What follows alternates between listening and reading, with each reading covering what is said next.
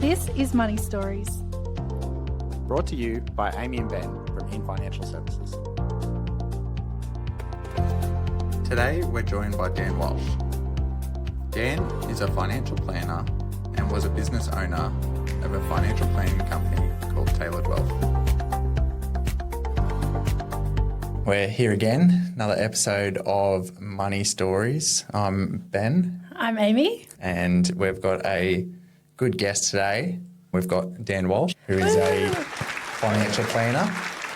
We've got Dan's money story here, and he's going to get into it. So I'll give that. I'm excited to hear this, Dan. Thank you, guys. Great to be with you. I share my money story, and it's a funny thing when you're sharing your own personal journey, because first of all, it makes me realise how old I am. But look, my money story probably started around my early 20s. Yep. I was flopping around after high school for about 5 years. A lot of people not really knowing what I wanted to do. I certainly didn't go study straight from high school. But what I realised pretty quick, about 5 years post-high school, I knew I wanted more. Whatever more meant to me at the time. I wanted to travel, I wanted more things, and I knew that I had to first and foremost increase my earning capacity. I was working in retail at that time, 5 years after high school, so I was going nowhere pretty fast, right? So I first had to reflect on, hey, what do you want to do with your time? It's a pretty big decision when you don't really know. So the only thing I guess I could do is start reflecting on your childhood, where most people turn to, what are the things I like, what's of interest. And look, the point that I got to in all of that was, look, I grew up in a happy home, mum, dad, brother, sister. We weren't rich, we weren't poor, we were a classic blue-collar family, middle-income earners, and we were quite happy with that. But there was always angst in our house around money. Dad was a self-employed truck driver, tyres, fuel bills, breakdowns. We just knew that there was angst in the house around money. Didn't understand it as kids. So I'm reflecting on what I might do, and I thought, if I can help people avoid the mistakes that mum and dad made, whatever they were, had no idea what the true understanding of that was at the time, then maybe I'd like that. Where do I start? So I went and actually bought a book on investing. I think it was a Dummy's Guide to Investing, and I just read that book and thought, is this something that I might like? Turned out that it wasn't too bad. And maybe I should go and investigate this topic a little bit more. And to cut a long story short, I become a financial advisor. Right? Yeah. So as I started studying and then progressing my career in financial planning, my income started to grow. So that was probably the first step that I did. I had to increase my earning capacity. And I guess from there, I was your classic, got engaged, got married, went and found I needed to get my first home, and this was step 2 for me. Got to get my foot in the door. So I got married, we bought our first home, and we bought small. We bought a little home in the burbs, and we certainly didn't overcapitalise on that first home, and that was one thing I think that we absolutely got right. Yep. We bought as small as possible. We knew it wouldn't be there forever. It would get a little bit too crowded when we knew kids would come, which was fine. But what I did with that was I got really laser sharp with my debt reduction. I bought small, and every week I was monitoring that debt. What was coming into the household, and what were we spending, and how much have I cleared off the mortgage. And every single cent that we had spare, I was paying off that mortgage. It took us about 6 years to own our first home, and I would sit there at lunchtime monitoring Really? stuff. And look, I know it's a bit of a nature of what I was doing at the time, because I was in financial services, so it was all an interest to me. But I took the approach that what gets monitored gets managed. And I found it quite fun, because there's nothing better in any goal that you set.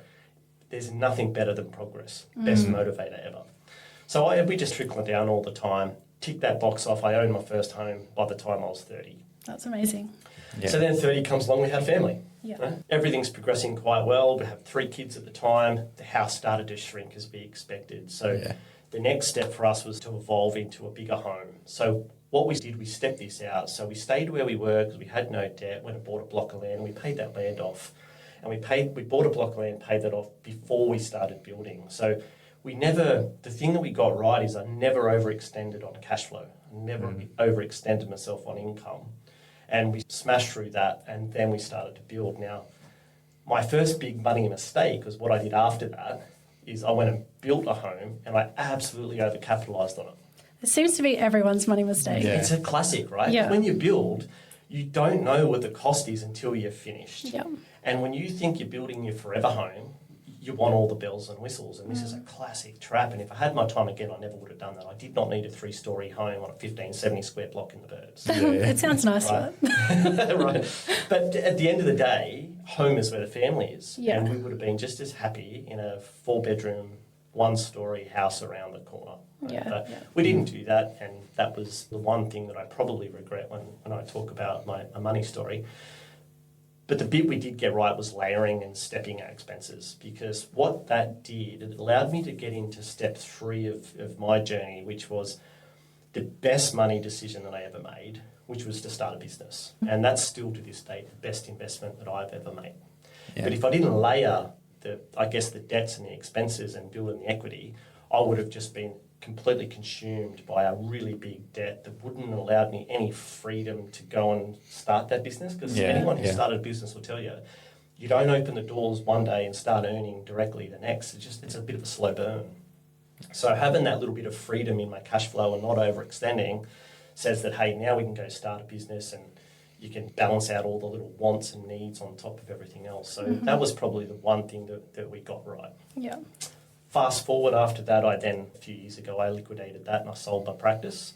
And it actually felt quite good to cash in on all the hard work that you've built and go through the next journey of your life. And that's allowed me now to go and dabble in other types of investments that I might not have otherwise have done, right? Today, I'm investing into property, I've played in crypto, I've dabbled in currency trading, and to various extents. And I think my foundation to all of that is that I've never overextended my cash flow. Okay. Everything we do comes back to it. Yeah. How much do I have to pay out of my back pocket to buy that?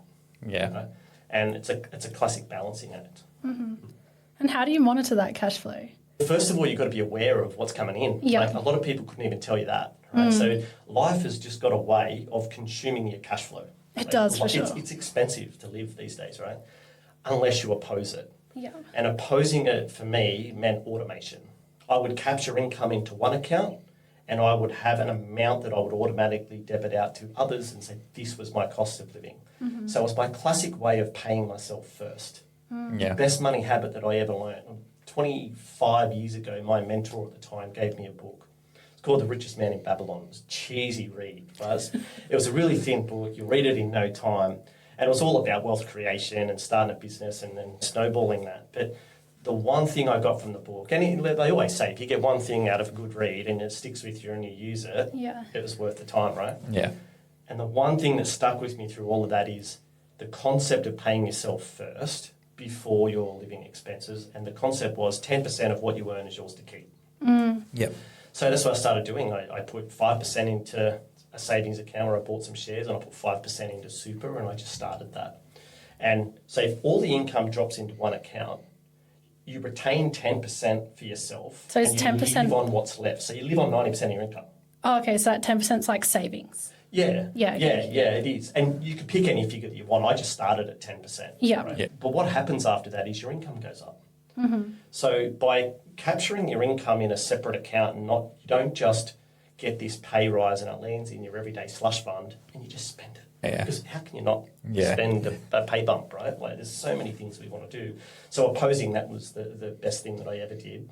And that way you don't just spend it, you're actually saving it. Yep. And that opposition and that savings that you were doing, you said you were putting most of that into super or shares or...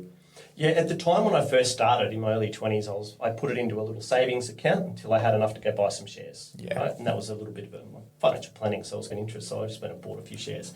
I think Foodworks Australia might have been the first stock that I bought. And I started salary sacrificing to super from my early 20s. Yeah. How did that Foodworks stock go? I ended up selling it, and I actually didn't make that much money off it, but the actual result was really neither here nor there for me. What I wanted was the habit around money. Yeah, exactly. Which was good. Yeah. You've got so many gold nuggets in your money story, so I want to dig a bit deeper with some questions, if that's okay. First of all, do you think you would have guessed, looking as a teenager, do you think you would have guessed where you are now? Oh, God, no. Yeah. No. I envy people that can come straight out of high school, go to uni, get their qualifications or their trade or whatever they do, and land in a job that they love and they do it forever. wow, just was not me. To be honest, I started studying 5 years after high school, still wasn't 100% sure whether I liked it. Yeah. And so it wasn't until you get into it that you really start to find your feet, but absolutely not. You've got to create your own luck. I wouldn't say it was just a case of, hey, I fell into the right role, but I wrote a letter. I wish I had a copy of this letter, but I don't have it. But I wrote a letter to every financial planning firm from the Central Coast to the Hunter Valley. Really? And that letter said something like, I've got absolutely no experience whatsoever, but I've just started studying and I'm super keen and I'm a good learner. Have you got a job for me? Right? Yeah. And everyone that did respond said no, except one person. And that one person ended up being my mentor. That's so cool. Yeah, nice. Yeah, so you only need one thing to come off, right? Yeah, Yeah. just one person to Yeah. back you. That's And so cool. following up on that, I've got a double barrel question. Yeah. At what point did you know or decide you wanted to be a financial planner? And then off the back of that, at what point did you know or decide that you wanted to start your own business, and why for each of them? Okay, so the financial planning thing, again, it stemmed from that core of, hey, that feeling of self-worth I got when I thought, hey, if I can help other people. Still wanted to make money, don't get me wrong. Yeah. I never ran a pro bono firm. Yeah. I did want to make profit, but I like the idea of helping people. I don't know if that's just ego or not. I really can't tell, but I think everyone does. I feel like when you speak to a lot of business owners, that is the motivation behind their business. Yeah. Yeah. Like a lot of people, they're trying to fix a problem for someone else. Yeah, I feel like if there's something that you're good at and then you can make money by helping other people do that thing, it like really motivates you to keep going because you are helping other and people. when you get good at something too, like everything, you tend to start enjoying it more. Yeah. And I struggled in the beginning, right? I was started studying before I was in the industry, and that first early days of studying, I remember curled up crying in my mum's lap saying, I can't do this, right? Yeah. And my mum said to me, just do me a favour, just finish the first unit. Yeah. Just do the first unit for me. And she said, after that, if you don't like it, quit. And a funny thing happened. I got through that first unit, and then I said to myself, hey, if I can get through the first one, why can't I get through the second one? Yeah. And the more I learned, the more comfortable I got in the saddle, the more I started enjoying it. Now, and the more you enjoy it and learn, the more you can start to impart on people, and that's where I started to really enjoy it. Yeah. How I got started in my business was probably a little bit different because that was through the global financial crisis at the time, and I was working in a planning firm. And my sort of employer at the time was a really good guy. He said to me, hey, like, we've got to make some changes here. Like, we've got to let go of some staff, or we've got to stop servicing some clients. And I said, well, I'm your biggest expense. Should we be having a different conversation? You know, we made a decision that I was essentially let go from that role. And I had to make a decision whether I jump back into employment and work for somebody else or just bite the bullet and have a go at it myself. And I think I just made a decision to back myself and trust my gut and have a go. But the reason I could do that was because I wasn't riddled with debt and I didn't overextend on toys and everything else. So I had a little bit I didn't draw an income from my business for a year when I started it. Yeah, wow. Yeah. How did you survive in that time, just off that savings? We had some savings and my wife at the time worked as well. Yeah, So yeah. we made do with that. And you said that was the biggest, most successful financial decision that you made, starting that business. So can you elaborate more on that? Yeah, it's a funny thing. So I would go back to my financial planning practice and I would say to you, as a generalisation, the wealthiest clients that I had were all ex-business owners, all current business owners. Because I guess the beauty of running a business, it can be anything that you want it to be when you get it right. You can build that thing as high as you go, where sometimes you're on salary, you just can't do that. Your income's sort of tapped. I know you can earn high incomes, of course, but being a business, you can really make mountains move if you really want to. Yeah. That's so true. And of course, you're building up a saleable asset. Yes, there's aspects to the fact that, hey, I want to get paid each week when you're doing your work, but at the end of the day, I decided to sell it. And when I decided to sell my business is when I cashed it in. Yeah. And then at what points did you set your limits on how big you were going to buy your properties to ensure that you weren't overextending? It's actually a nature of how I bought actually almost did that for me, because I bought small and then we just did our basic numbers on what we earned and the repayments were cheaper than rent at the time, right? So we knew we weren't overextending in that regard. Yeah. But then because I waited until I had no debt before I bought my block of land. Yeah. And then we paid the land off before we started building, right? So then when we finished the construction of the home, we sold our house, reduced the debt again. So it was just by sheer fact that we didn't try and do everything at once, almost manage that for me. Yeah. I want to ask a mindset question. And it was about the fact that you said you were brought up in a house where money caused a lot of angst. And I feel like a lot of people are in that situation, and that kind of does hold them back from going and starting investing or anything because they've got like that scarcity mindset around money. How did you overcome that to be in the position where you are now, where you're like thinking about investing and you started your own business? Yeah, it's like I had this mindset that I didn't want that to happen to me. Yeah. So what do I need to do to make sure that doesn't happen? It was a bit of reverse psychology. If you like I said, we weren't rich, we weren't poor. There was always these struggles. So how do I take that out of the equation where money's not going to rule the level of happiness or the decision making, or it's not going to be a stress in the household? And my answer to that was, you've got to go earn more to start with. Yeah. And the learning from that is, once you start earning more, just don't naturally spend more just because you can. It's probably the next trick. Yeah.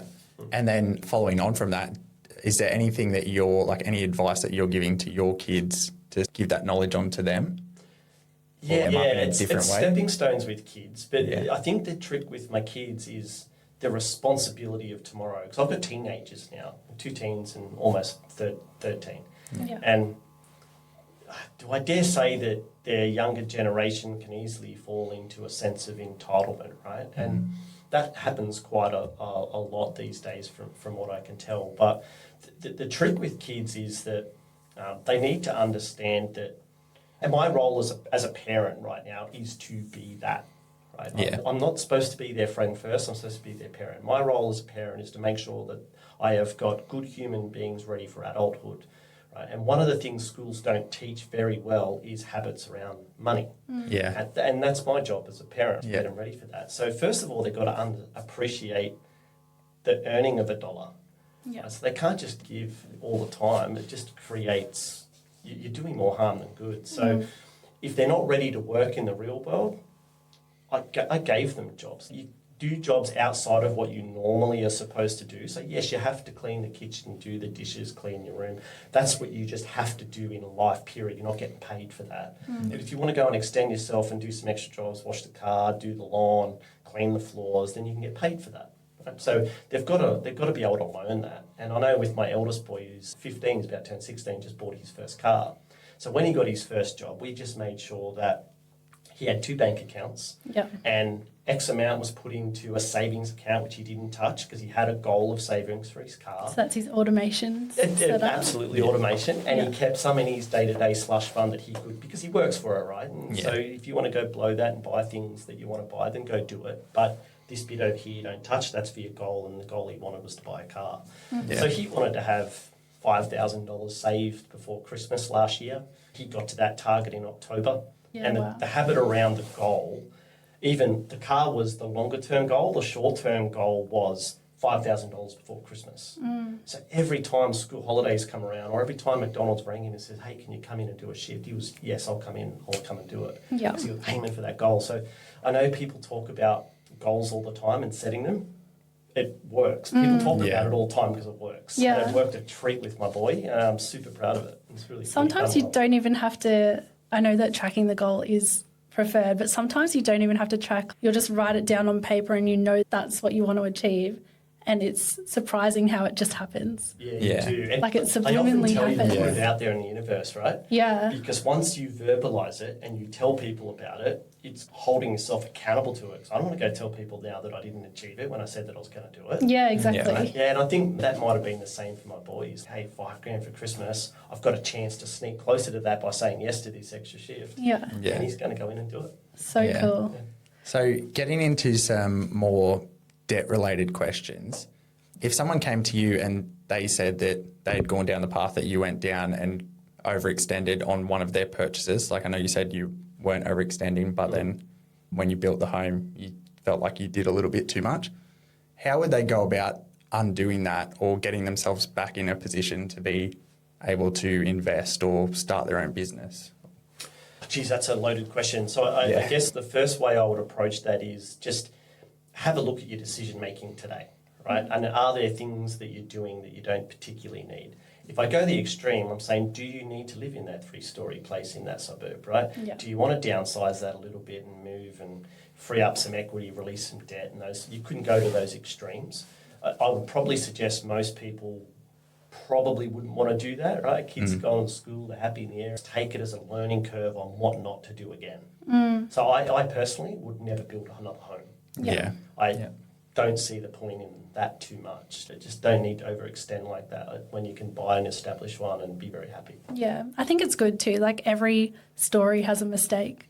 Money story or even just like any story in particular. Everything has a mistake where they learn. But yeah, mistakes are like some of the biggest learning opportunities. I didn't get into crypto early enough. Yeah. Right? That's all a scam. I don't know about that.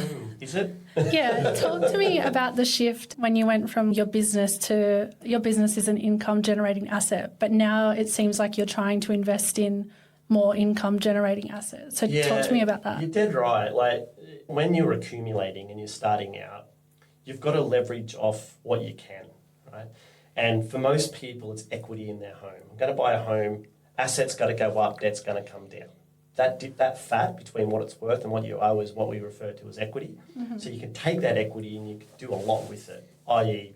buy another investment property. Now, when you're younger, I absolutely just had a focus on growth assets, right? And I was happy with the time it took for them to grow. So I'll go buy an investment property or go buy some shares and give it time. Yep. Today, my shift has absolutely changed from growth assets to income-based assets. And if you think about it, it makes sense because everything we do, as I mentioned before, comes back to cash flow.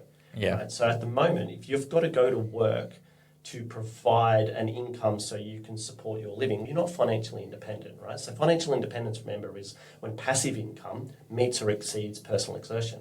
Yeah. So if we're not at that point until we've got the cash flow coming in to do what you want to do. So if you want to live on 100 grand a year, the actual asset value doesn't actually matter that much, as does the income that those assets are generating. Because whether you've got an asset worth $1 million generating you the right amount of income or it's worth $2 million, who cares? It's cash flow. Yeah. So that's probably my focus. I look at more income. So rather than buy residential property, for example, you might go buy commercial. Yeah. So they're little things that you might want to do along the I way. think that's so interesting because you can see like that shift in your money story. At the start, you said, I didn't want to end up feeling angst around money, and the first step was I need to make as much money as possible. Yeah. But now it's shifted to money's got to work harder for me because I don't want to work. Yeah, I don't want to work, and I just want money to it. support my lifestyle. Yeah, it's really cool. Yeah. It's cool to see. And it's a journey, right? Yeah, it's an absolute journey. But there'll be some point. I don't exactly know where that point is for everybody because it's different. But there'll be some point where that switch has to be made. Yeah. Yeah, I would love it for it to switch for me now and I could stop working. Yeah. But it's hard when you're young. You've got to do that. Of course. The younger you are, you just got to put yourself in a position to make the best decisions you can. Yeah. And it might be hard to clarify exactly where that point is, but what are a few indicators that people should look for that they are ready to make that switch? I would say when you've got a decent equity in your current asset base and you're in a power to start, because income producing assets, let's say a commercial investment property would generally pay more yield, but it comes at a higher expense. Right? So you might use residential property to build the pot, and I've used residential property to build the pot and it's successful. I love property as an asset. I wouldn't gear into any other asset other than property. Yeah. I've tried gearing into stocks. I think it's a stupid decision. I'll get into that maybe with you another day. And again, it all comes back to cash flow and leverage. But rather now you've got 1 or 2 or 3 residential properties under your belt, if that's your thing, then why don't you look at some commercial property? Instead of getting a 4% yield, you'll get an 8-9% yield. Right? And these are assets that you're then going to hold long term to make sure the cash keeps rolling in. Yeah, okay. That's just one example. But that's interesting. There is a lot of talk around like the stocks versus property debate and what path people should go down. Yeah. Look, I've had these conversations with so many people over 25 years, and here's my first learning on all of this is don't anchor to one or the other. Okay. Right? Stocks, property, they're all really great assets and they can make you money if you play the right card at the right time. I would say don't be too closed on that. It's a bit like a Vegemite and peanut butter conversation. I'll eat both. Why do I have to just eat one of them? First piece of advice is don't do that. Diversify. Yeah, so where I play them, if I had a lump sum of money that I wanted to invest with no debt, I didn't have to put any assets on the line for it, I just had a lump sum, call it 100 grand, amount doesn't matter, I would absolutely go buy stocks with that. Yeah. I get good growth from it, I get dividends from it, I get liquidity with it, I don't have to sell the whole thing if I want to get a little bit of it back. Perfect asset to buy. If I was going to borrow against my home to go buy something, I'm only buying property. And for one key reason is that property over stocks will provide you with regular income that shares don't. So rent, we know, comes in every week, every month. If you're going to buy stocks, well, your dividends might not come in. They might come in once a year. And even when those dividend comes in, you've got no way of knowing what they're going to be. There's no consistency with it. Yeah. So, but you've still got to go service that loan every month. Yeah. So it comes back to our cash flow again. I've got to pay far more out of my back pocket to service a loan of the equivalent value to buy stocks over property because I can't use that income from the asset to cover my shortfall. Yeah.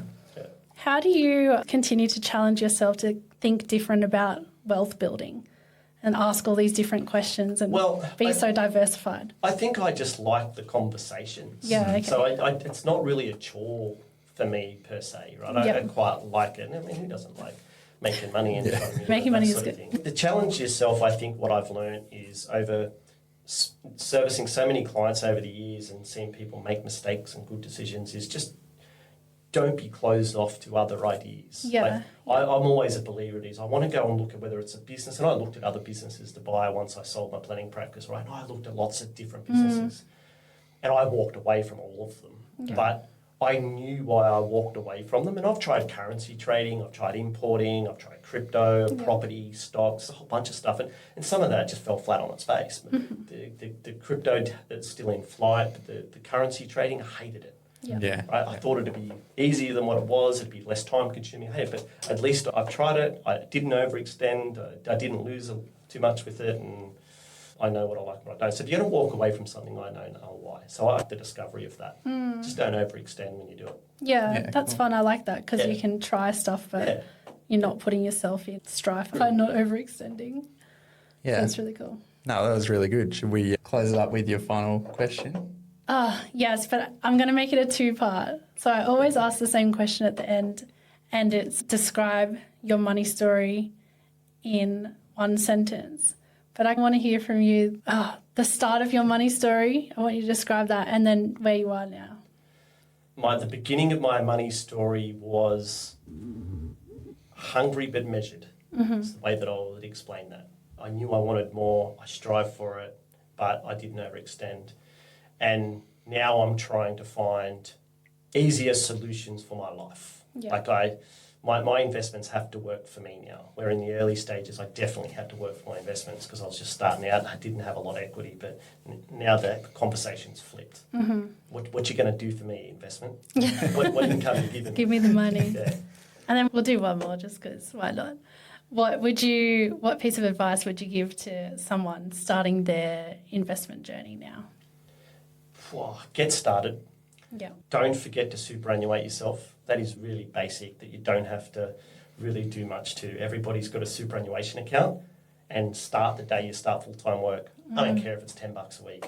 Superannuate yourself. It'll be your best friend. Superannuation will be your best friend in the future. It's too tax effective not to do it. So definitely do that no matter what your age is, and keep asking the questions. Right? How do I do this? Educate yourselves and just be aware of the pitfalls. And absolutely surround yourself with good advice. Get a mentor, someone who's going to stress test your decisions and, hey, call you out on some dumb stuff that you're thinking of doing. Yeah. Yeah. Great advice seems to be king. Lots of good advice over your whole story, really. Yeah, for sure. Okay, should we go into the game? Let's play a game. Ooh, I like that. The game is called Smart Money Moves. I'm going to say a topic and then you're going to give me a tip in under 10 seconds about the topic. Okay. You reckon you can do it? Let's wing it. Yeah, great. All right. Okay, no, we'll start with one that you just talked about because I want to know more, but you've only got 10 seconds. Okay. So the topic is superannuation. Superannuation. Get started. Be aggressive when you're early, but get started. How do you do that? Be aggressive. Yeah. Change your risk profile, go high growth. Yeah. Right? You'll have high growth, you'll have conservative, balance, and everywhere in between. So you want to be investing in more shares than not the younger you are. The older you get, you can back off your share exposure. But if you're under 40 and you're not investing predominantly in shares, you're not doing it right. Mm-hmm. And then getting started, what does that mean? Salary sacrifice, $30 a week in your super account, talk to your payroll. Yeah. Sweet. I love that. Yeah, cool. That's got some good tips for me. That is good. All right, quick topic. Investing for beginners. Investing for beginners. Go grab a few books. Go grab a few books and just learn. Richest Man in Babylon and what was the Financial Planning for Dummies? Rich Dad, Poor Dad, whatever you want to read. But if nothing else, and it gives you a little bit of motivator to go, hey, this is really cool. I want financial independence. Go really have a think, look at what other successful people are doing to get to financial independence. And now you might not replicate their decisions, but you'll certainly get some drive to go and ask some more questions and surround yourself with good advice. Get a good mortgage broker, get a good financial planner, get a good accountant. Yeah. Love them. Okay, next. Retirement planning. Go. The biggest tip I would give people about retirement is financially retire before you actually pull the trigger. Yeah. So many times people come into me and say, hey, I want to retire. I've had enough work. I've got the shits with it. I want to live on 100,000. I think I can do it. I'm like, but you're living on 150 now. That's a fair drop. They go, yeah, but I think I'll be right. They're saying that because they're just sick of work. No, let's wait 6 months. We're going to set up a cash flow structure so you only get 100 grand and that's it for, say, the first 6, 12 months. Yeah. If you come back to me in 6, 12 months and tell me that you can comfortably afford to do it and you're happy, we're having a different conversation. But prove to yourself that you can do it before you pull the trigger. Yeah. Okay. Yeah. Next one, emergency funds. Emergency funds. I liken this to a bucket strategy. So the first thing you do around emergency, we're talking about risk mitigation, risk transfer, risk retention. So you've got to figure out what risk are you retaining in your financial plan versus what are you going to transfer to somebody else. Let's call it an insurer. So for example, you can take out insurance on your income that says that if you can't work, you'll get paid X% of your salary whilst you're sick or injured, right? Yeah, now, okay. there's a period there of self-insurance, right? So you only see a penny after what's called like a waiting period. So you might have a 3-month waiting period on this insurance policy. So in other words, you've got a 3-month period of self-insurance here. So your bucket strategy, your cash flow strategy should be to have 3 months worth of your cost of living in a cash reserve that you can easily access if shit hits the fan. And after that, get some insurance in place because it is the cheapest way to mitigate against risk and transfer risk to somebody else. Let's talk about that then. Insurance, go. What should we have? Here's the cost of insurance, right? Because people always find that insurance is too expensive. And my classic question I'll ask people is, compared to what? Yeah. Now, if you've got a mortgage of $500,000 and you're paying 6% on that, interest only, I'm not even talking principal and interest payments, interest only, that's 30 grand a year. It is not going to cost you 30 grand a year to insure that if you die. Yeah. You're talking like $1,000, $2,000, like peanuts in comparison to what your bank's going to ask you to repay on a mortgage. Yeah. Right? So your default should be, if you die, debts die. Yeah. Don't leave debt for your family. It's heartbreaking. I've seen it. It's horrible. So what type of insurance should people be looking at? There's numerous types of insurances you can get, and I'm talking personal life insurance, right? So understand personal insurance is about your health, your well-being, your ability to get up and go to work and earn an income. General insurance are things like home contents, car insurance, and stuff like that. So you can have life insurance. So if you die dead, so you're dead, here's a lump sum. There's permanent disability insurance. So this is a lump sum that families can get in the event you're still alive, but you can't work and earn tomorrow through no fault of your own. Yeah. So that lump sum can do two things. It can clear debt, and you can also go put it into an investment account that'll then, you can draw an income from it to put food on the table. Okay. And income protection is there, and there's other things like trauma insurance. If you have a heart attack or a stroke, there's lump sums that can help with debt and medical expenses and things like that. But a foundation for any financial plan is going to be in three things for me.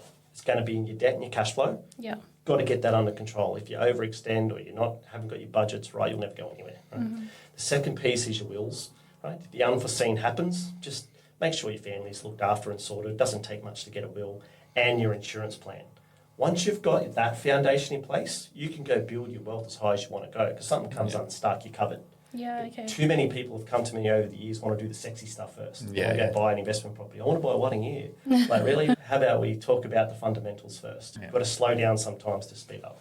Ah, that's so interesting. Yeah, I think we'll I feel like we need to do a whole episode on fundamentals. We're definitely going to break down those fundamentals in another episode. Yeah, that's a great idea. Yeah, it's a fair bit to unpack. Yeah. Yeah.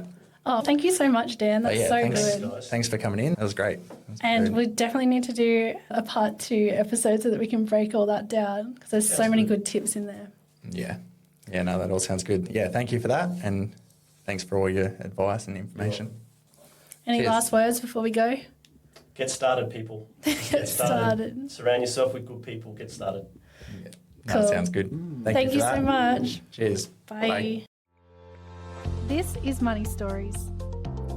Brought to you by Amy and Ben from In Financial Services.